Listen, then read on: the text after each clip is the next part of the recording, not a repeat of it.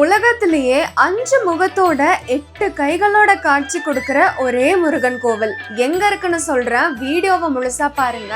அதுக்கு முன்னாடி இந்த மாதிரி அழகான கோவில்களை பத்தி தெரிஞ்சுக்கணும்னா கௌசி ஸ்பீக்ஸையும் ஃபாலோ பண்ணிக்கோங்க. பிரம்மதேவர் சிவபெருமான பார்க்க கைலாயம் போயிருந்தப்போ வழியில இருக்கிற விநாயகரை மட்டும் தரிசிச்சுட்டு முருகப்பெருமான தரிசிக்காமையே போயிட்டாரு. இதனால கோபம் அடைஞ்ச முருகப்பெருமான் பிரணவ மந்திரத்துக்கு பொருள் என்னன்னு பிரம்மதேவர்கிட்ட கேட்க, பிரம்மதேவருக்கு அர்த்தம் தெரியாம அவரை சிறையில அடைச்சு பிரணவ மந்திரத்துக்கு விளக்கம் தெரியாத நீங்க படைக்கும் தொழில செய்யவே கூடாதுன்னு அந்த முருகப்பெருமானே படைக்கும் தொழில செஞ்சாராம். அதனால பிரம்மதேவரோட 4 முகங்கள் சேர்ந்து 5 முகங்களோட காட்சி கொடுக்கிற ஒரே கோவில். முருகனோட இந்த படைப்பை ஆதி பிரம்மஸ்வரூபம்னு சொல்றாங்க. படைக்கும் தொழில ஆரம்பிச்ச முருகப்பெருமான் எல்லா உயிர்களையும் புண்ணிய ஆத்மாக்களா படைச்சு இறப்புன்ற ஒன்னே பூமியில இல்லாம பண்ணிட்டாரு.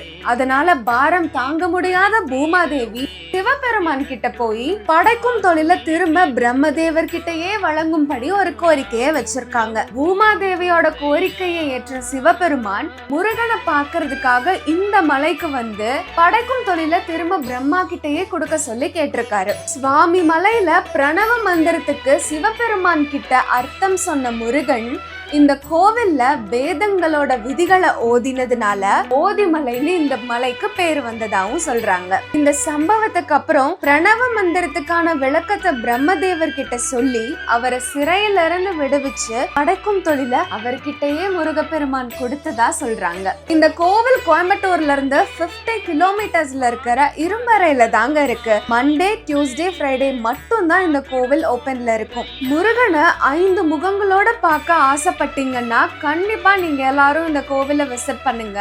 மறக்காம கௌசி ஸ்பீக்ஸையும் ஃபாலோ பண்ணிக்கோங்க.